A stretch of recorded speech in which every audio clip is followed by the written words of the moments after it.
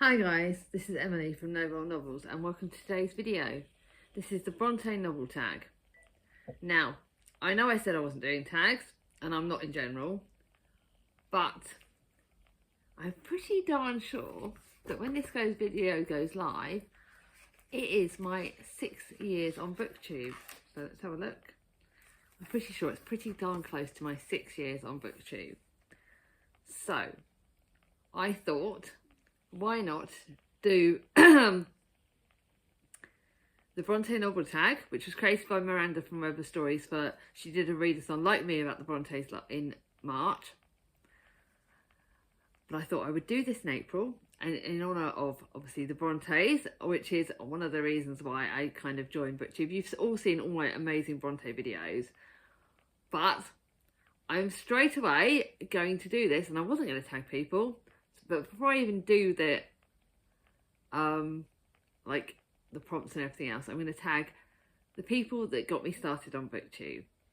So I'm going to tag Charlie from Charlie Book Reads. I know she doesn't do tags either, but hey ho. Katie from Books and Things, because obviously Katie is a massive Bronte lover like myself. Roz from Scully Langley About the Boats, because Roz started the same year as me. Charlie from Charles Heathcote, because Charlie has been an inspiration, and I know they don't do the Brontes, but whatever. And then I'm just thinking, Kat from Bruiser Reviews, because Kat's been my oldest long-standing friend on here. So I hope I'm going to remember to write these names down.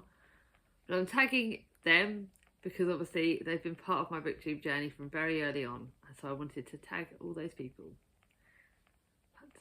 I didn't want this to be a long video because I am overwhelmed at the moment with mummy jobs and everything else. But this is a great tag. I'm sorry I didn't do it in March, Miranda, but I can't believe we both picked to do Bronte readathons in March. That was a bit of a scary coincidence, but any sharing the love of the Brontes makes me happy. So here we go. I have also decided that I think, actually, one of the things I deliberately did, and I'm pretty darn sure I did it deliberately, is that every one of the answers for these prompts are favourite authors of mine. So, here we go. Agnes Grey, a book about women in the workforce. So, I had to go with one of my oldest books on the TBR, and this is Dear Mrs. Bird by A.J. Pierce. This is the start of a 4-book series. Her most recent book for this series is coming out, and the last book in this series is coming out this year. It's by A.J. Pierce. And this is about the lovely Emmy Lake. And this is the first one where she decides that it starts in London in 1941 amid the falling bombs. Emmy Lake's dreams of becoming a fearless war correspondent. Unfortunately, Emmy finds herself employed as a typist for the formidable Henrietta Bird at the renowned Agony Aunt at Women's Friend magazine. And Mrs. Bird basically refuses to let her answer them, but she starts this, and this starts the series. And Emmy is going into the journalism industry, which wasn't very much prominent at the time. Women didn't do that. They weren't journalists, and Emmy Lake really sets a precedent on that. And I think that was a really, really good bit, and I really bloody loved it.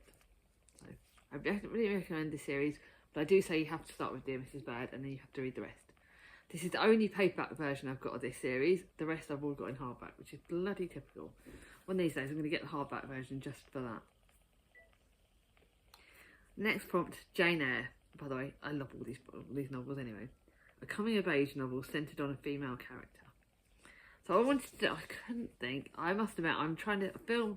I planned this very early on in the morning, and my brain's not working, so bear with me on the answers to this. But I think I'm going to count this one. Some Like It Cold by Elle McNichol. This is her first YA book. It has amazing autism, and it's got a great neurodivergently character in it. And I think she is coming of age. She's like a teenager coming in, and she really finds her own in this book. So for me, this was coming of age. Yes, it's got a bit of romance. Yes, it's got a bit about family. But our lead character, Jasper, really grows over this. She's only 18, but she does really come of age. She really grows over the course of this book Two rivals, one secret, the winter that will change everything. It's about her, and it's about Arthur, a budding filmmaker, and long-time thorn in Jasper's side. But for me, Jasper is an amazing lead character, and yes, she's only 18. I'm not great with YA contemporaries, but this really broke me into a million pieces, because I think for me it was one of the first. Obviously, I've read a lot of books with neurodivergent younger characters and some older ones, but this was the first one that time it was portrayed. The lead character was portrayed slightly differently to the norm, and about how much Jasper masks her autism and how much she is trying to be the perfect one. And I think that doesn't always get shown in books. And I think obviously Elle McNichol is an own voices author. You will see with the Spoonies coming up. Obviously, I've already done my announcement for that. With the Spoonies coming up soon, I will be recommending Elle McNichol a lot, but she is one of my favourite authors, so she had to have a book in this, and I think this prompt fits it perfectly. This book fits that prompt. It is a winter book, so definitely read it in the winter. But yeah, it's brilliant. The next book, The Professor. A book by a favourite author that isn't a favourite. Now, you all know I love Stacey Halls. I am literally a massive fan. But The Founding was probably one of the only ones that I didn't love. I loved the first one, The Familiars. I loved The Household. I loved Mrs. Dean, Mrs. England. Stacey Halls is a favourite historical fiction author, and I absolutely loved it. And I love all her work, but for some reason The Founding didn't quite connect to me as much as the other ones did. So it isn't a favourite, but it is still a favourite author, and I absolutely bloody loved it. And this is literally about two women bound by a child, a secret that will change everything. It's set in London in 1754, 6 years after leaving her illegitimate daughter Clara at London's Foundling Hospital. Bess Bright returns to reclaim the child she's never known. Dreading the worst, that Clara's died in care, Bess is shocked to be told she'd already been claimed. I got given this by Charlie from Charles Heathcote a few years ago, and look how stunning it is. It's probably one of my most beautiful books. All her books are beautiful. Her hardbacks are absolutely stunning, and I absolutely love this book. It was a great book, just not quite as favourite as some of the other ones. Here we go. Shirley is the next prompt. A book about female friendship. I wanted to include a contemporary in it, and I wanted to include one of my favourite contemporary authors. And for me, this was an obvious one. This is Heidi Swain's book, The Book Lovers Retreat. And I'm pretty sure I got Kat a copy of this one year. And it is brilliant. It's one of her standalones, and it's three best friends, a dream cottage, the holiday of a lifetime.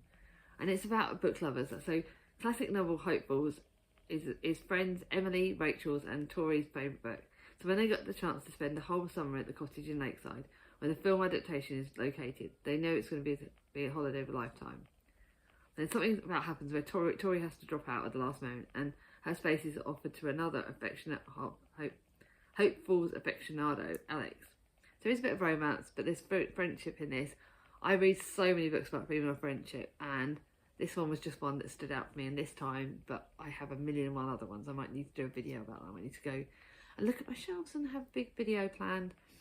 But this is one that I really loved. I love books. I love the idea of going away on a book retreat with my booktube, the Waffle Girls or something like that. One day we'll do it. And yeah, I think this was a good representation. The Tenant of Wildfell Hall, a book about someone in a toxic relationship or someone recovering from a toxic relationship. I was debating this, but I think I went for this one. Kristen Hanna. I had to pick a Kristen Hanna book. The Four Winds by Kristen Hanna, which I've only read with the lovely Danny from Danny's Book World a few years ago.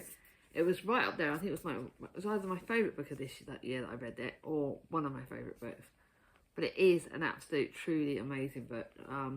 It's set in the time, it's the Great Plains, and it's about set in America's Great Depression in the 1930s and the Dust Bowl. And it's about Elsa Martinelli has finally found the life she yearned from. A family at home, a livelihood, and a farm on the Great Plains. But when drought threatens everything her community holds dear, Elsa's world is shattered. And she basically is in a toxic relationship. It's quite hard emotionally, but and she basically flees for her life. She takes her children and flees for what she thinks is going to be a better life. And it's a real battle. I think the toxic relationship is a bit a part of this, but it was a really good book, and I think Elsa really did go from a toxic relationship, so that's my answer for that. I'm not sure how good an answer it is, because I don't remember it amazingly, but it was a good book. Villette, number 5. Villette, a book about a character in a new land.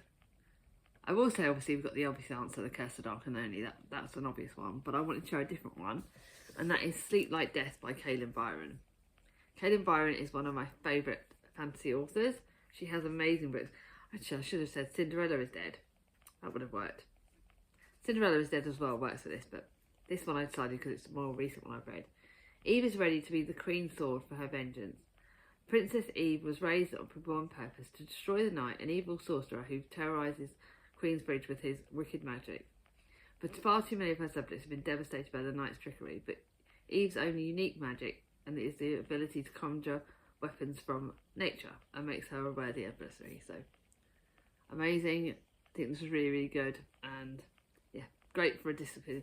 Well, I think this one wasn't quite as good as Cinderella is Dead, so probably I also recommend Cinderella is Dead by this author because she was great at that.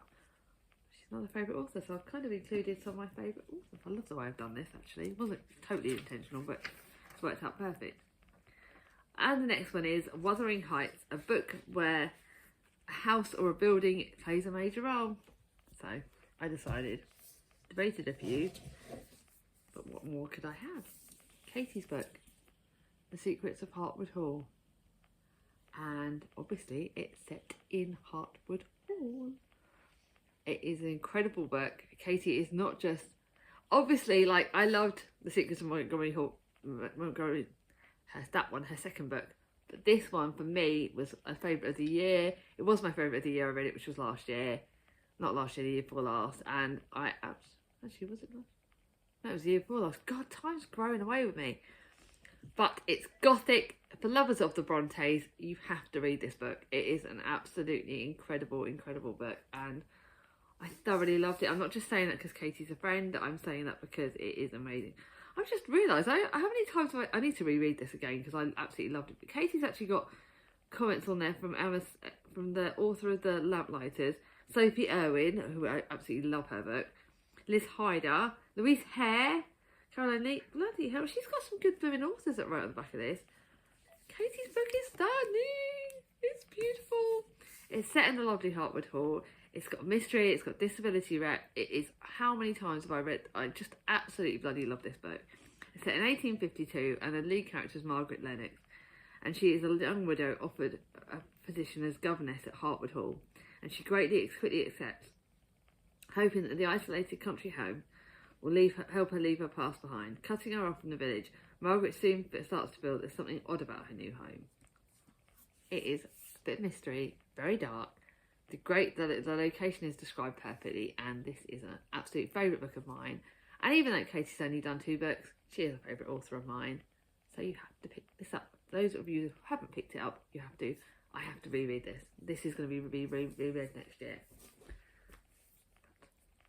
Sorry for the short and sweet video, but I'm trying to think. Yet again, I can't think of if you got to the end of this book, the end of this video, what emoji, but I'm going to go with a black heart. Because for me, the Brontes will always be a black heart. So if you got to the end of the video, leave me a black heart emoji. Let me know if you do this video, tag me if you do it. And thank you Miranda for creating this fun tag. And I was tagged by booktube with Pat's channel as well. I do need to remember, and I know a few other people have tagged me in it, but I can't for the life of me remember. And I don't write things down because I'm daft. Anyway, hope you enjoyed this video. If you did, give it a thumbs up. If you're new to my channel and not subscribed yet, ring on my ding-a-ling, and I'll see you all soon. Bye bye.